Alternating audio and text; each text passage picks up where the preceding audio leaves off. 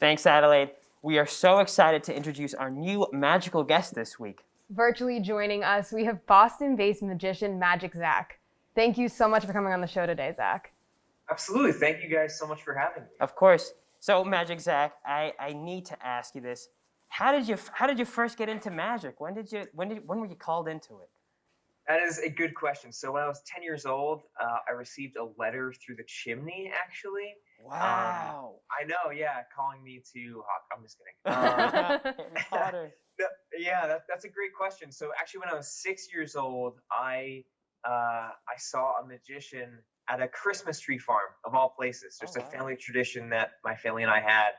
And I remember, I think he was like pulling like a jumbo coin from behind a kid's ear. And I never seen anything like it. I thought it was the greatest thing. And throughout the course of the show, slowly I was like, this is what I'm going to do when I grow up. Like some kids want to be, president, astronaut. It's like, I want to do magic. I want to be able to give kids the same feeling that I'm feeling right now. And later on, I was like, well, more so, I want to be able to give back to adults that feeling, which is something that we so easily forget when we're, caught up in the stress of everyday life. So, yeah, it's been a fun journey ever since then. And now I'm 21, going on 22, and I've been doing magic for most of my life now. So, yeah, I agree. It's that sense of wonder, right, that I tend to miss out on a lot. Yeah. Well, it's great that you're bringing that back. So, do you think the most challenging part of doing magic is? And then on the flip side, what's the most rewarding part of it? That's a really good question, Danielle. I think the most challenging part about being a magician or performing magic to people, I would say there's a couple things I think that your mind would go to, like to answer that, like you'd assume that the answer to that question would be like, oh, when people are like trying to figure out how tricks work, or I don't know, when like you mess up or something like that. But I think it tends to lean more towards the more of the actual art itself, or the medium of magic, because right now we live in an age where people are very, very in tune with visual literacy and like entertainment and instant gratification with that, where you have on one hand like magic, which is up close in your face and personal, well, at least normally it is,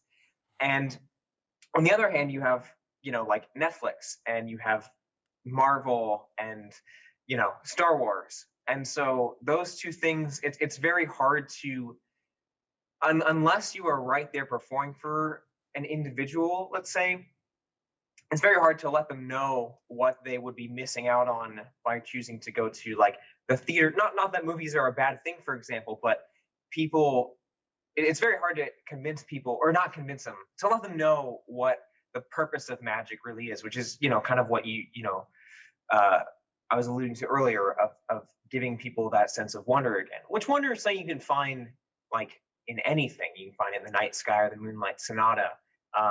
But I guess I'm starting to ramble. My point being is that it's very hard. Like it feels sometimes like magic is dying, which is not.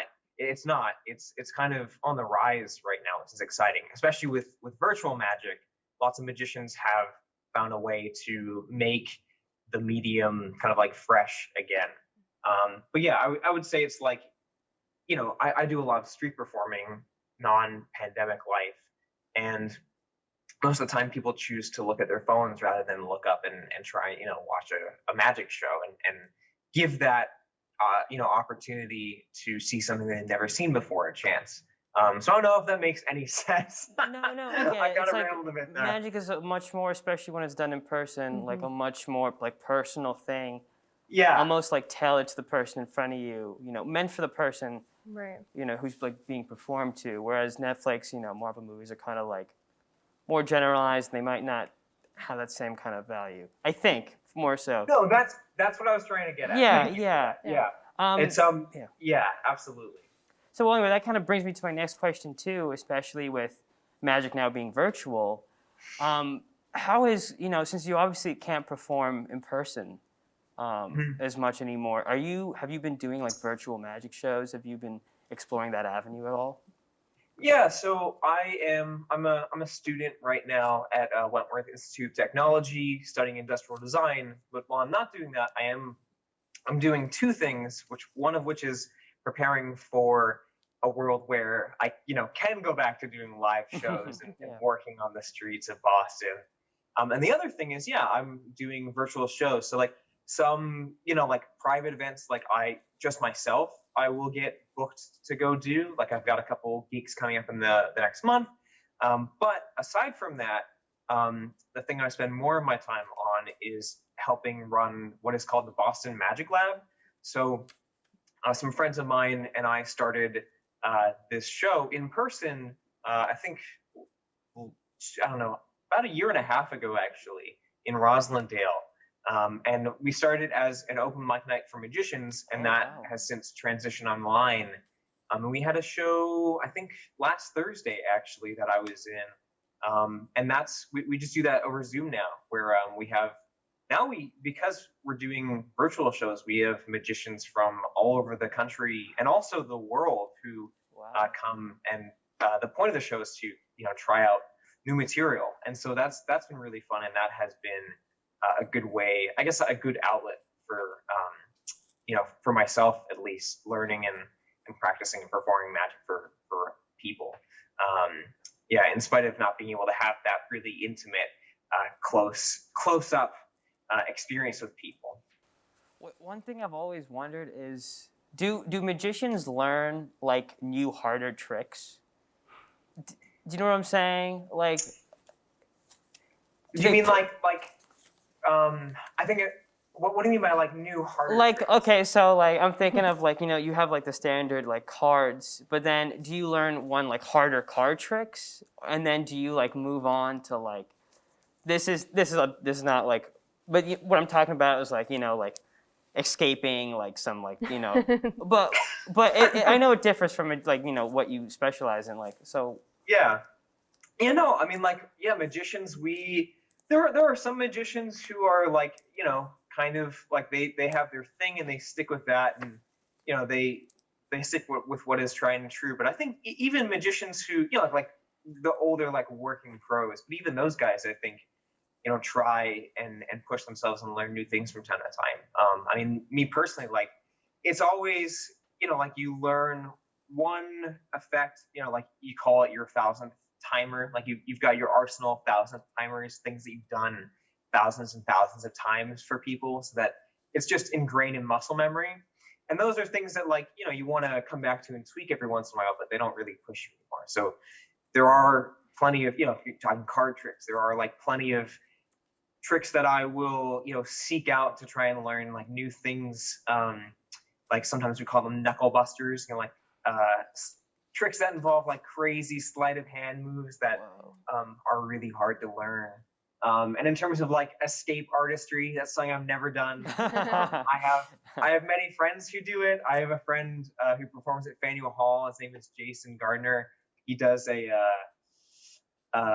straitjacket escape, Wow. suspended 15 feet in the air upside down from a tripod, Oh, jeez. surrounded by like hundreds of people. I don't do that. So, not my cup of tea, I would say. But yeah, no, magicians do always try and learn new things and new techniques, new methods to do the same trick. Kind of always exploring. It's really like any other art form, like a photographer might, like find new ways of framing a shot, like new techniques in that regard. So yeah, I don't know much about photography, but I tried to throw an example out there. Right. Right. No, I get what you're saying. Yeah. So, kind of along the same lines, what are your goals and dreams moving forward with your magic? Thank you. That's a good question, Danielle. I've got a couple of things that I'm planning on doing this summer, specifically starting with. I would say my main goal and dream with magic relates to what I'm doing in university right now. And that is I'm studying industrial design, which is product development. Some people don't know what that means. They think it's like, oh, it's like architecture, right? But I'm in my sophomore year of my program, and the reason I got into school with that is to go to take what I learned and then bring it to the magic world, because there's the magic market, which is where it's mostly online these days. There's very few brick and mortar magic shops that still exist, but magicians create tricks and then they'll produce them themselves or through a company, and then they'll sell them to other magicians. Right. And it's like, you permission to do my material now, or it's like, here are the props to do this, this effect. And so my dream ever since I was like, I think 10 years old, has been to be able to make really, really cool magic, and then kind of get my name out there and make great products and effects, and sell them to other magicians and see other magicians doing my material. And it was really exciting because this past November, actually, I just put my first product on the market with a friend of mine through like a really big magic company, which is like basically my childhood dream come true. So that was really exciting. Yeah. That's awesome. Thank you. Yeah, it's like the business side of magic Yeah. too. That's crazy. Didn't even realize that was a whole. Yeah, one thing that a lot of like, I think you can think of like, like a musician who's kind of starting up. It's like a lot of magicians, especially like creator magicians, they do like, they're like, they wear all of the hats, it's all the business side, the marketing side, like the creative direction side, all of that kind of stuff. So yeah, that's where I'm at right now. So I'm planning on trying to start my own like magic design firm that I just run out, where magician kind of like as a consultant, so that magicians can come to me and be like, hey, I want to make this trick. I'm like, okay, cool, let's sit down and let's figure out where this can go, and then they could like leave a product that they could go sell to other magicians. So those are the dreams and goals. Can you give us a little sneak peek of what you might do a little bit later on in the show? Yeah, I can. Sorry. No, you're good. a bit of a dry throat. No, of course. It's good that we're not in person. Not quite yet. Sorry. Oh my god. That was insane. That was perfect. Those get stuck up. Wow. It's it's pretty gross. It's a case of COVID coin. Yeah, kind of nasty. The weird thing is that you can get a little a piece of saliva stuck onto it, so it actually gets the mucus actually gets pretty stretchy. Oh no. It's a little bit stretchy, Yeah. which is kind of gross, but you can actually watch the coin if I snap. You have the coin to go in reverse, which is strange. Yeah, so that's wow. That was an amazing transition. Yeah, I was not expecting that. That was crazy. Yeah, Wow. but yeah, man. So yeah, I like to do coin stuff. This coin is actually oh no, ooh, there we go. This coin actually relates back to the story I was telling earlier. I actually was sorry. It looks like things are picking up. This coin was actually given to me by the magician I saw when I was 6, which is cool. Oh, okay, really Wow. cool. Wow. Yeah. So I carry it around in that little Aw. like jean pocket everywhere. Yeah. So Aw. yeah, but there's a sneak peek, a disheveled sneak peek at that, but it's a Yeah. sneak peek. No, I was leaning on the edge of my. I was leaning forward. You definitely surprised us. Yeah. Cool. Thank you so much for coming on the show today, Zach. Yeah, absolutely. Thank you both. I appreciate all your questions. It was a lot of fun, and I'm looking forward to showing you guys some magic. Awesome. We can't wait to see it. When we come back, you won't believe your eyes. Don't disappear.